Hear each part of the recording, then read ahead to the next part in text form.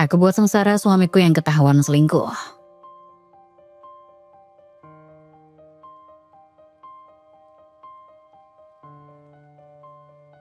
Yang sudah subscribe, semoga rezekinya lancar ya.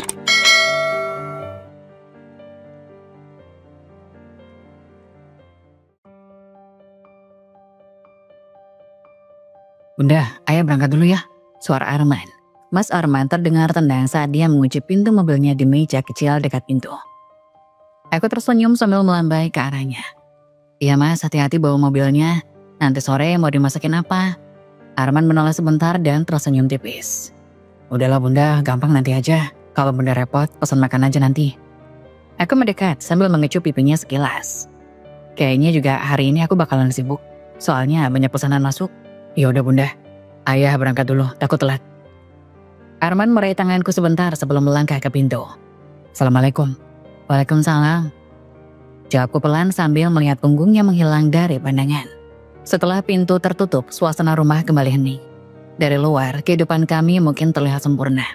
Sebuah keluarga kecil dengan 2 anak yang manis, rumah yang nyaman, dan kondisi finansial yang cukup baik.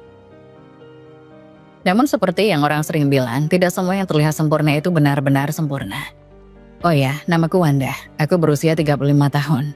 Kehidupan rumah tanggaku sudah berjalan selama 8 tahun ini. Dan kami sudah dikaruniai 2 orang anak. Anak pertama kami, Sania, berusia 7 tahun. Dan Juan yang berusia 4 tahun. Aku sendiri bekerja sebagai owner dari produk kecantikan yang cukup sukses. Usahaku berkembang pesat beberapa tahun terakhir ini. Dan pendapatanku kini jauh melampaui gaji Mas Arman yang bekerja sebagai kepala gudang di perusahaan retail ternama. Namun, aku memilih untuk tidak mengungkapkan fakta itu pada Mas Arman. Bukan karena aku ingin bohong, tapi lebih sebagai langkah berjaga-jaga.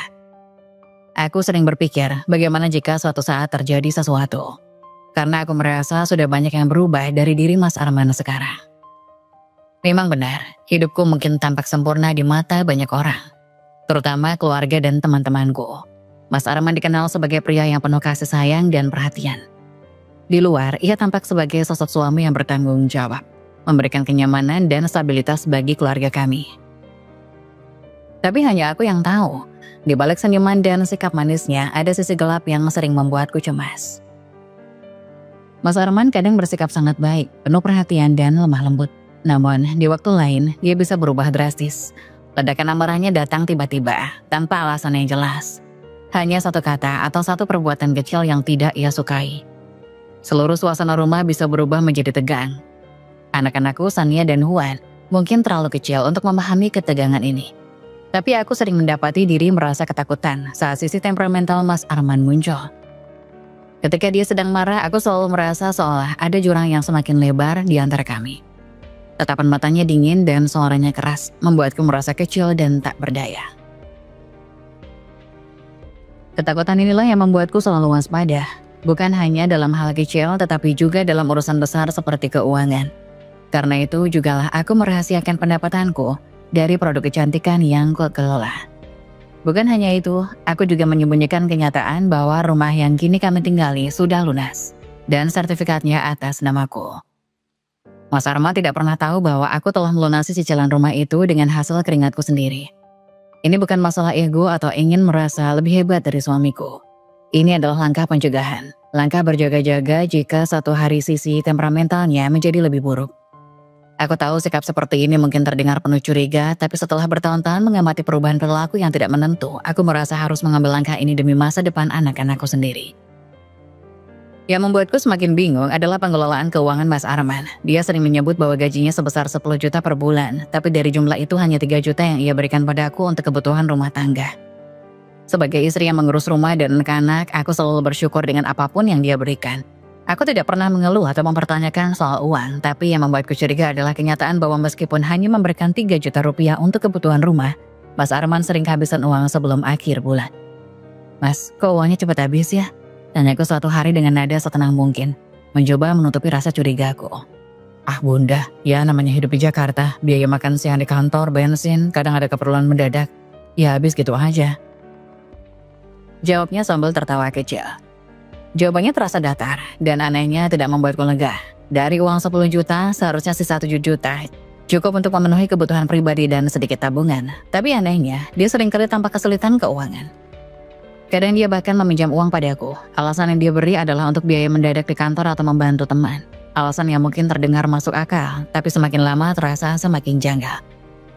Suatu malam, setelah anak-anak sudah tidur, aku duduk termenung di kamar, memikirkan semua ini. Perasaan takut dan cemas terus menghantuiku. Apa yang sebenarnya terjadi? Mengapa suamiku yang dulu selalu jujur dan penuh perhatian, kini berubah menjadi sosok yang sering marah-marah tanpa sebab? Mengapa uangnya selalu habis, padahal dia hanya memberi aku sedikit? Pertanyaan-pertanyaan ini berputar-putar di kepalaku, tapi aku tak berani mengungkapkannya secara langsung. Aku takut bahwa pertanyaan-pertanyaanku akan memicu kemarahannya lagi. Malam itu, langit di luar jendela kamar tampak kelabu. Mendung bergelayut seakan mengancam akan menurunkan hujan deras. Angin dingin bertiup pelan, membuat suasana malam menjadi semakin mencekam. Anak-anak sudah tertidur lelap di kamar mereka, Sania dengan boneka kesayangannya dan Huan yang berbalut selimut tebal. Aku duduk sendirian di ruang tamu, menunggu Mas Arman pulang. Biasanya dia pulang tepat waktu, tapi malam itu terasa aneh. Jam dinding sudah menunjukkan pukul 11 malam dan dia belum juga muncul.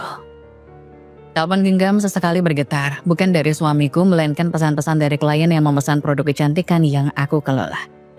Keresahan mulai merayap, aku mencoba berpikir positif, mungkin ada urusan mendadak di kantornya. Namun firasat buruk mulai menyeruak dalam benakku. Saat jarum jam melewati angka 12, akhirnya aku mendengar suara pintu garasi yang terbuka. Diikuti langkah berat menuju pintu masuk. Pintu terbuka dan aroma alkohol langsung menyeruak di udara. Aku terkejut melihat suamiku Mas Arman dalam keadaan mabuk. Selama bertahun-tahun kami menikah, jarang sekali dia pulang dalam kondisi seperti ini. Aku menatapnya dengan rasa khawatir sekaligus heran, mencoba memahami apa yang terjadi. "Mas, kamu mabuk ya?" tanyaku. Suaraku bergetar. Mataku terlihat redup, wajahnya merah dan gerakan limbung saat mencoba melepas sepatunya. "Jangan ikut campur urusanku," katanya dengan suara berat, nada suaranya kasar dan dingin. Tiba-tiba dia menatapku dengan tatapan penuh amarah yang tidak biasa. "Aku cuma tanya, Mas, ada apa? Kenapa sampai begini?" Aku mencoba tenang, namun hatiku berdebar kencang. Suasana semakin tegang, dia mendekat dengan langkah yang terhuyung-huyung sebelum tiba-tiba tangannya melayang ke pipiku. Tamparan keras itu membuatku terhuyung ke belakang. Rasa sakitnya bukan hanya fisik, tetapi juga emosional. Aku terkejut, bahkan nyaris tidak percaya bahwa suami yang selama ini kuanggap penuh kasih bisa melakukan hal sekeji ini. Sakit di pipiku perlahan menyebar ke seluruh hatiku.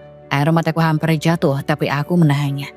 Di depan mataku, suamiku sendiri perlahan berubah menjadi sosok yang tidak aku kenal. "Mas, kenapa kamu begini?" tanyaku pelan. Mencoba mengendalikan emosi yang mulai bergejolak di dadaku. Dia tidak menjawab, sebaliknya dia berjalan menuju sofa di ruang tamu. Tubuhnya terhempas ke sana dengan berat. Matanya mulai tertutup karena mabuk yang semakin mendalam. Dalam hitungan menit dengkurannya mulai terdengar, mengisi keheningan malam. Aku berdiri di sana terdiam, masih merasakan perih di pipiku dan rasa kaget yang belum hilang. Tapi lebih dari itu, hatiku mulai dipenuhi kecurigaan, sesuatu yang tidak beres. Tamparan itu hanyalah puncak dari gunung es. Selama ini ada hal-hal yang tidak pernah kutanyakan dengan sungguh-sungguh. Sisa gaji yang selalu habis, sikapnya yang berubah-ubah, ledakan amarahnya yang tidak masuk akal. Semua mulai terasa semakin jelas malam ini. Dengan hati-hati aku melangkah menuju tas kerjanya yang tergeletak di lantai dekat pintu. Tangannya bergetar saat membuka tas itu. Perasaan aneh menyelimutiku.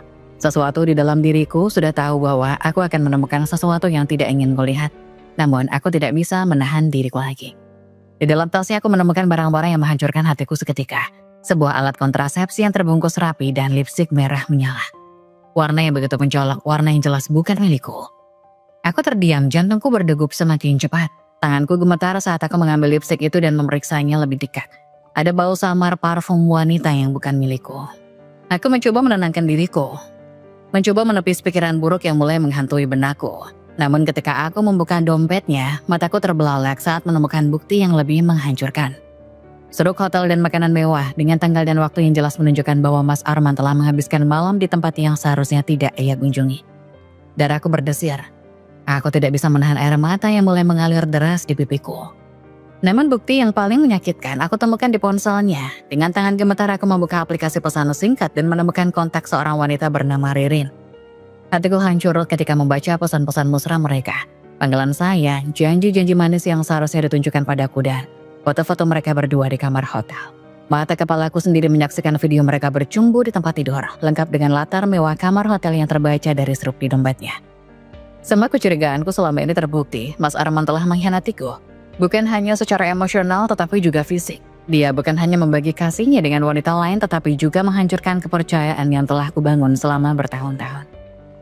Aku duduk terdiam di tepi ranjang, memeluk diriku sendiri, mencoba menahan rasa sakit yang seakan menghancurkan seluruh tubuhku.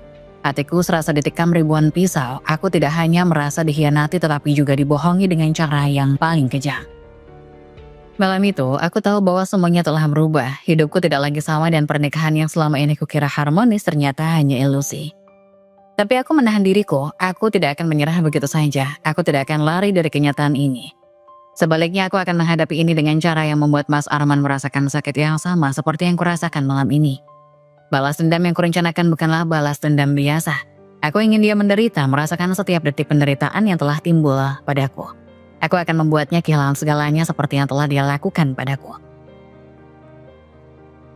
Pagi itu suasana rumah terasa dingin, seakan-akan insiden semula meninggalkan jejak tak kasat mata yang membebani setiap sudut ruangan. Meski hatiku terluka, aku berusaha keras untuk bertingkah normal di depan Mas Arman. Aku menyiapkan sarapan seperti biasa, tersenyum tipis saat dia turun ke ruang makan. Seolah tak ada yang terjadi. Dia tampak lelah, mungkin masih pusing karena mabuk semalam. Namun tidak ada permintaan maaf dari bibirnya. Hatiku semakin terluka, tapi aku tidak menunjukkan apa-apa. Pagi itu adalah titik awal dari rencana balas dendamku. Setelah dia pergi bekerja, aku segera bergerak. Dengan tenang aku menghubungi Pak Rudi, pengacara yang sudah lama aku kenal. Seseorang yang kupercayai sepenuhnya. Dia tahu bahwa pernikahanku mulai goyah, tapi belum tahu seberapa parah keadaan ini. Aku menceritakan semuanya, perselingkuhan Mas Arman, bukti-bukti yang kutemukan bahkan tamparan keras yang menghancurkan hatiku. Dia mendengarkan dengan seksama yang langsung menyarankan untuk memulai langkah-langkah hukum. Bu Wanda, ibu harus mulailah dengan mengamankan semua aset yang sudah menjadi milik ibu sekarang, kata Pak Rudi dengan suara tegas. Rumah, tabungan, sertifikat tanah, pastikan semuanya atas nama ibu sebelum Pak Arman mencoba mengambil alih. Nanti saya juga akan segera mengajukan gugatan perceraian dan meminta investigasi lebih lanjut tentang suami Bu Wanda di tempat kerjanya. Aku mengikuti saran itu. Dalam beberapa hari semua dokumen yang penting yang berkaitan harta milikku sudah diurus dengan baik. Sertifikat rumah yang selama ini kusembunyikan sudah diamankan. Pengacaraku bekerja dengan cepat dan aku merasa tenang. Setidaknya untuk sementara, tapi ini baru permulaan. Langkah berikutnya adalah mencari tahu lebih dalam tentang apa yang sebenarnya dilakukan Mas Arman di kantornya. Aku mencurigai bahwa uang yang selalu hilang dari gajinya tidak hanya digunakan untuk berselingkuh. Ada sesuatu yang lebih besar yang dia sembunyikan. Pengacaraku mulai melakukan penyelidikan melalui beberapa koneksinya di dunia hukum dan bisnis. Tak lama kemudian, kabar yang tak kalah mengejutkan sampai ke telingaku. Mas Arman ternyata sedang dipantau oleh pimpinan perusahaan. Dia diduga terlibat dalam korupsi, bekerja sama dengan beberapa anak buahnya untuk menyalahgunakan dana perusahaan. Kerugian yang mereka timbulkan tidak main-main, mencapai 100 juta rupiah. Mereka menggunakan sistem keuangan perusahaan untuk mengalihkan dana secara diam-diam. Arman mungkin masih belum tertangkap, tapi jejaknya sudah terendus oleh manajemen perusahaan. Aku terkejut mendengar berita ini, tetapi di saat yang sama aku merasa semakin yakin dengan keputusanku. Bukan hanya dia yang mengkhianatiku secara emosional, tetapi juga secara moral. Semua yang pernah dia katakan tentang integritas, tentang pekerjaan, semua hanyalah kebohongan belaka. Dia bukanlah pria yang dulu aku kenal, dan kini aku merasa seakan telah menikahi dengan orang asing selama bertahun-tahun. Sementara aku menyiapkan berkas perceraian dan mengamankan aset-asetku, aku terus menjaga sikap di rumah. Di depan Mas Arman aku tetap bertingkah biasa. Tetap menyiapkan makan malam dan menemaninya dengan senyum palsu. Dia tidak menyadari apa yang sedang kurencanakan, bahwa aku sudah menyusun langkah-langkah untuk menghancurkan hidupnya. Dia hanya melihatku sebagai istri yang diam dan menerima sama seperti dulu. Namun di balik ketenangan itu, aku menyimpan dendam yang membara. Aku tidak akan menyerah begitu saja. Mas Arman telah menghancurkan hidupku dengan perselingkuhannya, dengan kebohongan-kebohongannya, dan sekarang dengan tindakannya yang melanggar hukum. Aku tidak hanya akan melawan untuk diriku sendiri, tetapi juga untuk Sania dan Huan, anak-anak kami yang tidak pantas tumbuh dalam kebohongan dan tipu daya. Malam demi malam, aku merencanakan langkah berikutnya. Setiap gerakanku perhatikan, setiap detail kecil dari kehidupannya mulai aku perhatikan. Mas Arman mungkin mengira dia bisa lolos dari semua perbuatannya, tetapi aku sudah siap. Balas dendamku akan datang dan ketika saatnya tiba dia akan tahu bahwa tidak ada yang lebih berbahaya daripada wanita yang terluka. Beberapa hari setelah aku mulai merencanakan balas dendam, kabar buruk itu akhirnya sampai ke telinga kami. Pihak perusahaan tempat Mas Arman bekerja memutuskan untuk mengambil tindakan tegas setelah korupsi yang dia lakukan terbongkar. Berita ini datang tak lama setelah pengacara mengabarkanku bahwa investasi internal perusahaan menemukan bukti yang kuat. Mas Arman dipanggil oleh pimpinan perusahaannya. Dan pada hari itu dunia yang selama ini dia kenal runtuh seketika. Malam itu ketika dia pulang, aku bisa merasakan aura kehancuran yang dibawanya. Langkahnya berat, wajahnya kusut, dan matanya kosong seperti seseorang yang telah kehilangan arah hidup. Dia melempar tas kerjanya ke sofa tanpa berkata apa-apa lagi. Lalu duduk di meja makan dengan wajah yang sudah lelah. Aku mengamati setiap geraknya dengan tenang. Seperti seorang aktor yang sudah hafal naskahnya. Hatiku dingin. Sudah terlalu banyak luka yang ditorehkan. Dan malam ini adalah saatnya dia merasakan apa yang telah aku rasakan selama ini. Wanda, semua ini sudah terbongkar. Suaranya parau hampir tenggelam dalam keputusasaan. Aku diam saja menatapnya tanpa emosi. Dia menarik nafas dalam sebelum melanjutkan. Aku akan dipecat. Mereka menuduhku korupsi. Pimpinan perusahaan mengatakan aku harus mengembalikan kerugian itu sekitar 100 juta. Atau aku bisa menghadapi tuntutan hukum. Aku tidak tahu harus bagaimana sekarang. Mas Arman bicara dengan suara gemetar, menunjukkan rasa putus asa yang mendalam. Aku menatapnya dalam-dalam dan tanpa sepatah kata pun aku berdiri dan pergi ke kamar tidur. Ketika aku kembali aku membawa sebuah amplop di tanganku. Aku berdiri di depannya, kemudian dengan tenang meletakkan amplop itu di atas meja. Tepat di hadapannya dia menatap amplop itu dengan kebingungan sebelum akhirnya meraihnya dengan tangan gemetar. Saat dia membuka isinya, matanya membesar dan wajahnya memucat. Berkas apa ini? Perceraian. Dia berbisik, suaranya hampir tak terdengar. Matanya beralih dari kertas ke wajahku, seakan berharap ini hanya mimpi buruk yang bisa segera berlalu. Aku mengangguk pelan. Iya, aku sudah mengurus semuanya. Kenapa? Katanya dengan nada putus asa. Kenapa kamu melakukan ini sekarang? Aku sudah mengalami masa sulit dan kamu memilih untuk meninggalkanku. Aku mendekat sedikit menatapnya dengan mata yang penuh kepahitan. Karena ini semua salahmu Arman. Bukan hanya karena korupsi yang kau lakukan di kantor. Tapi juga karena kau sudah menghancurkan pernikahan kita dengan perselingkuhanmu. Kau pikir aku tidak tahu tentang ini? Mas Arman tersentak mendengar namanya disebut. Dia terdiam, terpukul dan seakan ingin menyangkal. Tapi mulutnya terlalu kering untuk berkata apa-apa. Aku sudah tahu semuanya Arman. Foto, video, semua bukti perselingkuhanmu dengan dia. Dan lebih dari itu aku sudah mengamankan semua aset kita. Rumah ini, tabungan, tanah, semuanya milikku.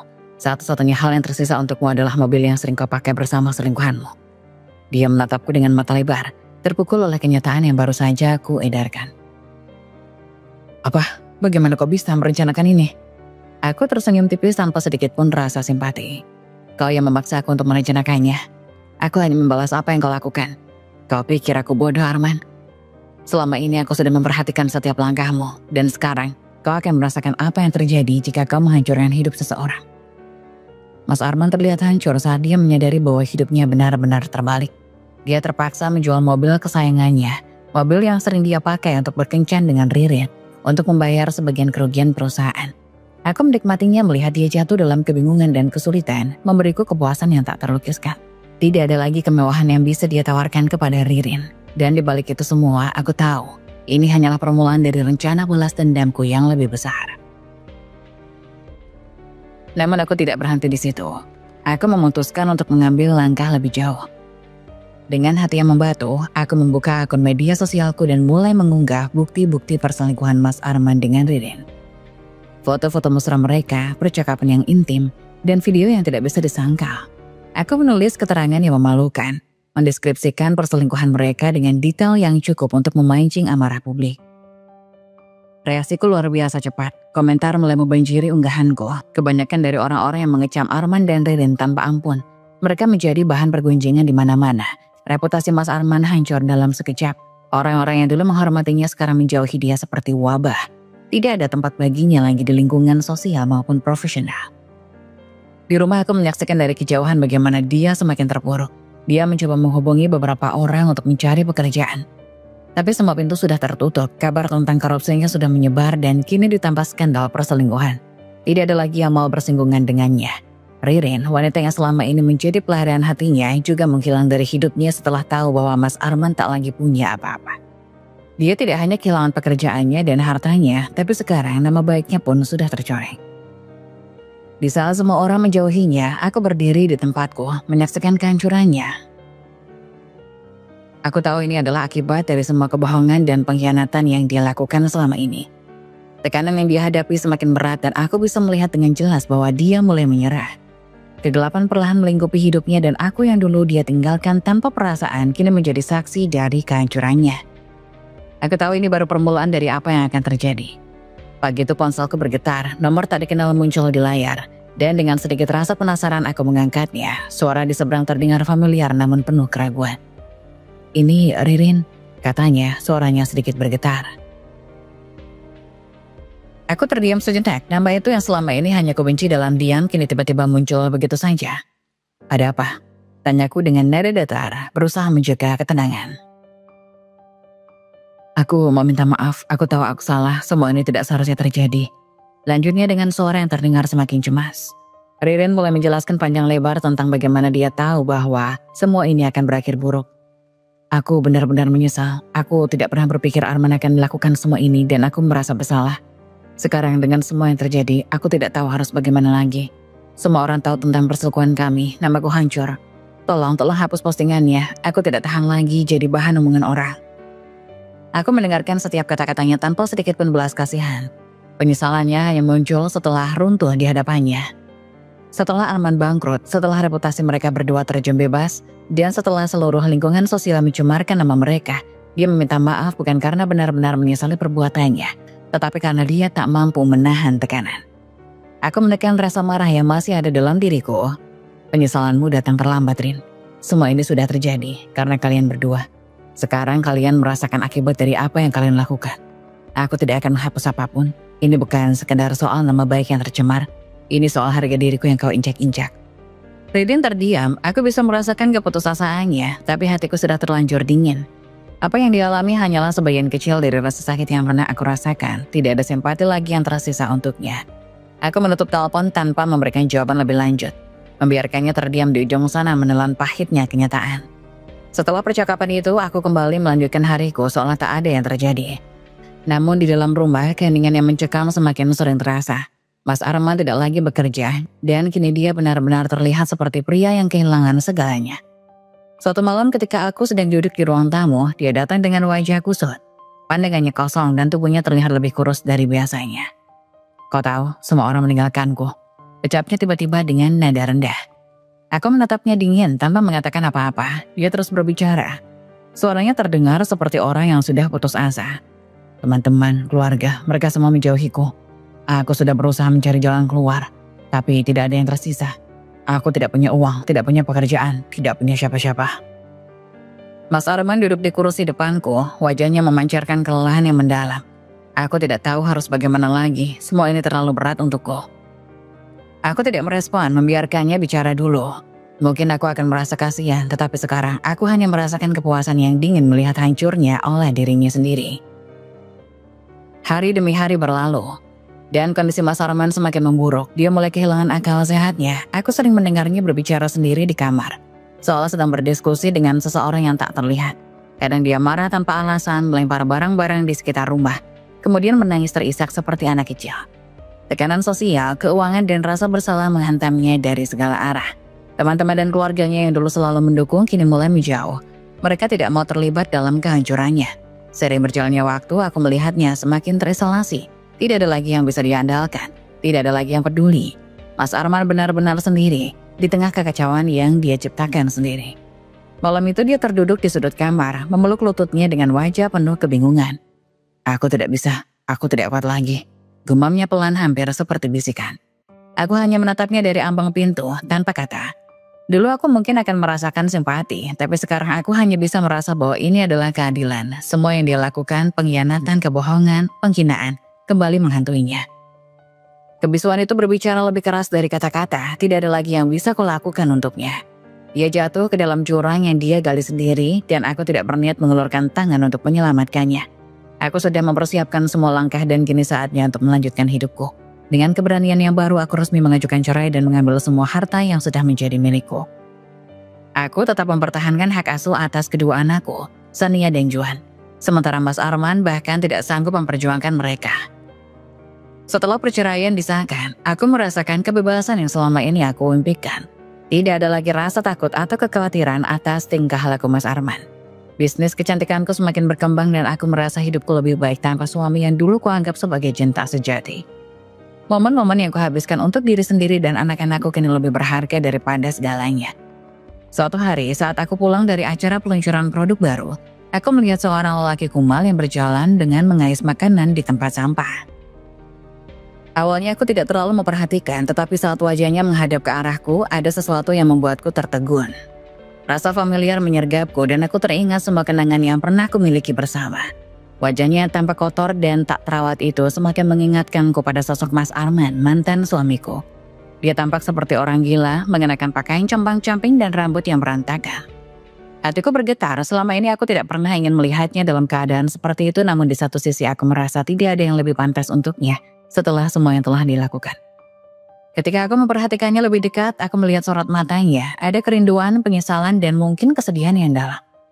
"Mas," suaraku tanpa sadar keluar dan dia menoleh ke arahku. Matanya melebar seolah tidak percaya melihatku. "Wanda," dia terkejut, suara yang berat dan tak berdaya. Aku hanya bisa menatapnya, sulit untuk mengekspresikan perasaanku, melihatnya dalam keadaan seperti ini. Aku merasakan campuran antara empati dan kebencian. "Kamu Arman kan? Kenapa kamu jadi begini?" Dia menundukkan kepalanya, wajahnya dipenuhi rasa malu. "Aku tidak punya pilihan, semua sudah hancur dalam sekejap. Semua itu terjadi karena tindakanmu sendiri," kataku.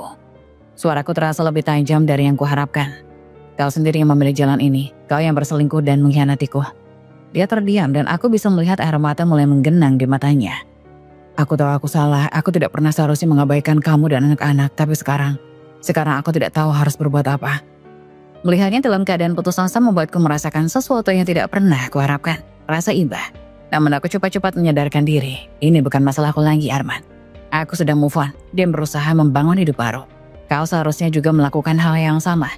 Dia mengangguk seolah mengerti, tetapi aku bisa melihat bahwa harapan di matanya mulai memudar. "Wanda, bisa kau bantu aku? Aku hanya butuh sedikit dukungan untuk bangkit kembali." "Dukungan? Apa yang bisa kulakukan?" tanyaku dengan nada sinis. "Kau yang harus bertanggung jawab atas tindakanmu, tidak ada yang bisa menolongmu kecuali dirimu sendiri." Dia terdiam kembali, dan aku bisa merasakan suasana hatinya semakin kelam. "Aku tidak berharap lebih dari ini, aku ingin kamu tahu bahwa aku menyesal, aku merindukan keluargaku." "Menyesal tidak akan mengubah apapun," jawab tegasku, mencoba menahan air mata yang mengancam di pelupuk mataku. "Kau sudah merusak semua yang kita bangun bersama. Sekarang aku hanya ingin yang terbaik untuk anak-anak, dan itu bukan lagi bersamamu."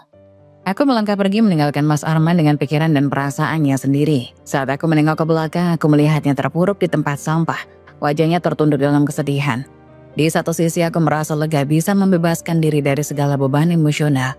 Tetapi di sisi lain hatiku terguncang melihat seseorang yang pernah kucintai berada dalam keadaan seperti ini. Perjalananku belum sepenuhnya berakhir, tetapi aku tahu satu hal. Aku tidak akan kembali lagi ke masa lalu. Kini aku fokus untuk membangun masa depan yang lebih baik dengan diriku dan anak-anakku. Semua luka akan sembuh dengan seiring waktu dan harapan baru akan muncul. Dengan langkah penuh keyakinan aku melanjutkan perjalanan hidupku. Menjauh dari kenangan yang menyakitkan, menyongsong masa depan yang lebih cerah.